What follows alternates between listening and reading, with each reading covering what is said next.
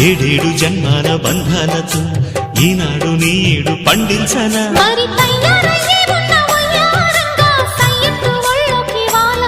చూసుకొచ్చానమ్మా చూడు ఉత్సాహంగా చిన్నారి వన్నెల్ని ఏలంగా ప్రతిక్షణం